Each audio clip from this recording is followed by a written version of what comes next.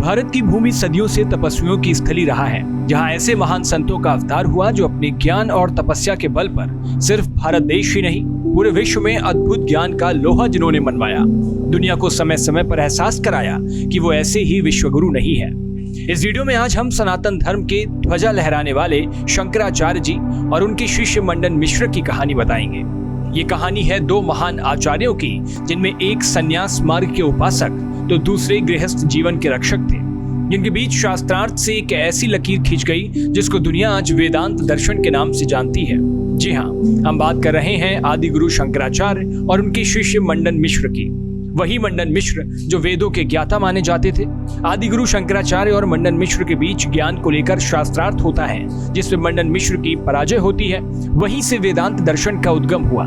दूसरे शब्दों में कहा जाए तो जहां टकराए दो संतों के विचार, वहीं से जन्मा भारतीय दर्शन का अद्भुत विचार। आज से लगभग 1300 साल पहले केरल के पेरियार नदी के तट पर बसे कालाड़ी नामक गांव में आदि गुरु शंकराचार्य का जन्म हुआ था। 3 वर्ष की आयु में ही इनके पिताजी की मृत्यु हो गई। बचपन से ही ये सैद्धांतिक व्यक्ति थे। इनके बचपन का नाम शंकर था। 8 वर्ष की आयु में ही इन्होंने संन्यास धारण कर लिया और बन गए शंकर से शंकराचार्य। आपको बता दें कि एक बार आदि गुरु शंकराचार्य जी अपने धर्म के प्रचार प्रसार के लिए यात्रा करते हुए बिहार के मिथिला पहुंचे। मिथिला के रहने वाले शास्त्रों के पारंगत पंडित मंडन मिश्र उस समय के बहुत बड़े विद्वान माने जाते थे। किसी वजह से शंकराचार्य वहां पहुंचते हैं। शंकराचार्य ने मंडन मिश्र से कहा कि वे विषाद रूप से भिक्षा लेने के लिए उनके पास आए हैं। तभी दोनों विद्वानों के बीच अपने अपने ज्ञान को लेकर बात होने लगती है कि दोनों में से अधिक ज्ञानी कौन है। उसी बीच महर्षि व्यास और जैमिनी ऋषि की आज्ञा से दोनों के बीच शास्त्रार्थ शुरू होता है और ये लगभग 21 दिनों तक चलता है। उस दौरान दोनों के बीच निर्णायक की भूमिका में मंडन मिश्र की पत्नी भारती थी, जो खुद एक विदुषी महिला थी। मंडन मिश्र मीमांसा दर्शन को मानने वाले थे, जिनका जोर वेदों के कर्मकांड पर ज्यादा था। वे संन्यास की जगह धार्मिक अनुष्ठान और सामाजिक कर्तव्य को श्रेष्ठ मानते थे। वहीं आदि गुरु संन्यास को ही जीवन का असली सत्य मानते थे। वे अद्वैत वेदांत के प्रणेता थे। इसके साथ ही आत्मा की प्रकृति और ईश्वर के अस्तित्व को लेकर भी इनमें बहस हुई।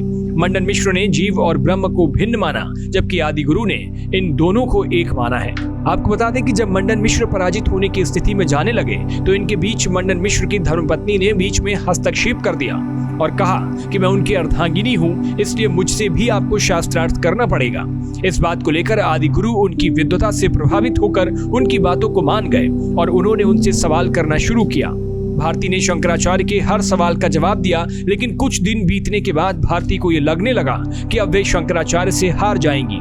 इसलिए उन्होंने शंकराचार्य से काम शास्त्र पर प्रश्न करना शुरू कर दिया। उन्होंने पूछा कि काम क्या है और इसकी प्रक्रिया क्या है, इससे संतान कैसे पैदा होती है। शंकराचार्य ने तो शादी ही नहीं की थी, इसलिए वो इस प्रश्न का जवाब देने में असमर्थता जाहिर करने लगे। उन्होंने उस वक्त अपनी हार मान ली, लेकिन उन्होंने भारती से जवाब के लिए 6 महीने का वक्त मांगा। कहा जाता है कि इस सवाल का जवाब जानने के लिए शंकराचार्य ने योग के माध्यम से शरीर त्याग कर एक मृत राजा की देह धारण किया और उसकी पत्नी के साथ कई दिनों तक रहने के बाद काम शास्त्र के बारे में जानकारी ली। उसके बाद उन्होंने फिर भारती से शास्त्रार्थ किया, उनके सवाल का जवाब दिया और उन्हें पराजित किया। इसके बाद मंडन मिश्र ने उनका शिष्य बनना स्वीकार किया। यहाँ से आदि गुरु अपने धर्म के प्रचार प्रसार के लिए बहुत संघर्ष करते हैं। आपको बता दें कि उत्तराखंड के केदारनाथ मंदिर का भी जीर्णोद्धार इन्हीं ने करवाया। आदि शंकराचार्य ने अद्वैत वेदांत के दर्शन को प्रचारित करने और सनातन की अवधारणा को लोगों तक पहुंचाने के लिए 4 मठों की स्थापना की, जो देश के 4 कोनों में हैं, जिनमें श्रृंगेरी मठ जो दक्षिण में है, कर्नाटक के चिकमगलूर जिले में स्थित है, गोवर्धन मठ पूर्व में ओडिशा के जगन्नाथपुरी में स्थित है, शारदा मठ पश्चिम में गुजरात के द्वारका में स्थित है और चौथा ज्योतिर्मठ उत्तर में उत्तराखंड के बद्रीनाथ में स्थित है।